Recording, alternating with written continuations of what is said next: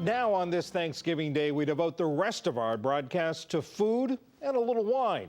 First, economic correspondent Paul Freedman explores the histories of some of this country's most iconic restaurants and how they reflected the cultural, social, and economic development of their times.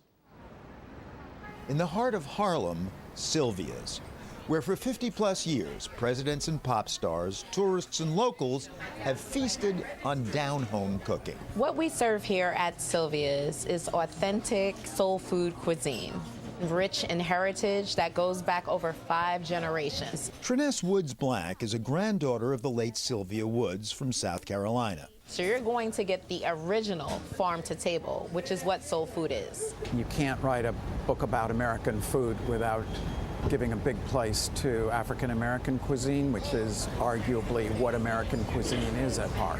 Medieval historian Paul Freedman, who turned an academic fascination with Middle Ages cuisine into a new career in his Middle Ages, chronicling American food. His new book, 10 Restaurants That Changed America, begins at Delmonico's in New York's financial district, the new nation's first real restaurant. By real, I mean a place that offered a choice, a large menu, and a fairly wide range of times when the place was open, instead of saying, we serve at 1 o'clock, take it or leave it. What fascinated me as a money buff was how our restaurants track our economic growth. So when Delmonico's opens in the 1830s, that's the beginning of what we now know as the American economy? It coincides with an America of railroads, of rapid expansion to the west, of industrialization, and of increasing contact with the rest of the world. It's not a place for people who fancy themselves as squires or aristocrats. It's a place for enterprising people. But they're wealthy. Definitely. The new money wanted food that was fancy French with New World twists.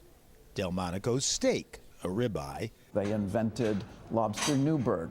They invented baked Alaska. They even invented brunch. Delmonico's is credited with creating this brunch dish. Aaron. What is Eggs Benedict? Good. This was the place to meet and eat, well into the 20th century. Look, we're going to Delmonico's for supper. Won't you join us? Where'll it be tonight, Delmonico's or the Plaza? Lunch at Delmonico's.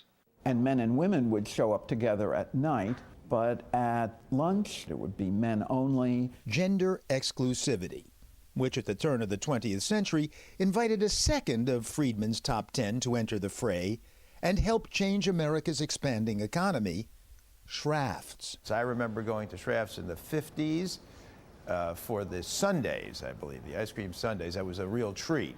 I too remember going there with my grandmother. It's one of the first restaurants to cater to women, not just by providing a safe atmosphere, but by providing the kind of food women were thought to like to eat. Light food, followed by very rich desserts. But now when Schrafft starts in 1900, what does that say about what's happening to the American economy? We see the rise of a middle class of the sort that we know. They want a nice experience. They want food that is relatively simple or not particularly French. A democratized middle class. Yes, exactly. And so the restaurant options are often for couples. You have to wait for Howard Johnson's and roadside restaurants for children really to be featured. Number 3, Howard Johnson's, now nearly extinct, with just one upstate New York outpost for fried clams and frankfurts, down from 1,000 such orange and blue emporia in its mid-20th century heyday. In the 1920s, the American dream was not to own a house. The American dream was to own a car and to drive with your family around to look at the countryside. Sunday drive. Sunday drives. Howard Deering Johnson developed a restaurant concept that offered food, particularly by the side of the new highways that were opening up for leisure driving. So the advent and success of Howard Johnson's represents a further democratization of the American economy? Yes, and it may be an early symbol of the hollowing out of the middle level. With Hojo's decline, tracking increased inequality. Because on the one hand, you have very democratic places like McDonald's, And on the other hand, you have more and more fancy restaurants. Hoity-toity boîtes like change agent number 4, Le Pavillon, where chef and owner Henri Soulet sat A-listers up front to see and be seen. So lots of other places, La Caraval, La Grenouille, all of them begin with Le and La, imitated this pattern. Or number 5, the Four Seasons, birthplace of seasonal menus and the modern power lunch in an increasingly financialized economy. When it started to have these power lunches, it was more media people, advertising, TV, book publishing. That's the 60s and 70s. 60s and 70s. I asked one of the owners if that was still true, if there were still literary agents and authors, and he looked at me pityingly. He looked at me as if I'd asked to send a telegram or where the nearest automat was. Because it had become high-end financiers. It's finance, real estate, serious money. There's one Big Apple restaurant to go, number 6, Mama Leone's. People say, how can you have Italian food in the United States represented by a place that was so mass market, so touristy? But that's part of the story of food in the United States.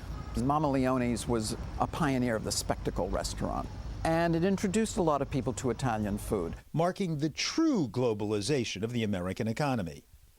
And that was also manifest on the West Coast. Thus, number 7, the Mandarin in San Francisco, where in 1961, chef-owner Cecilia Chang introduced people to Chinese food north and west of Cantonese. not just one province of southern China, as had been the case with Chinese food up to that time. Okay, we've reached 1971 and Freedman's restaurant number 8. America was now rich enough to start caring about something new in its food, how fresh it was, how safe. Thus, Chez Panisse in Berkeley, California, where chef-owner Alice Waters was the change agent. Changing the way many, many people eat. It's influenced what public schools serve. It's influenced what Walmart and Target have available in their produce sections. It's influenced restaurants pretty far down the price food chain.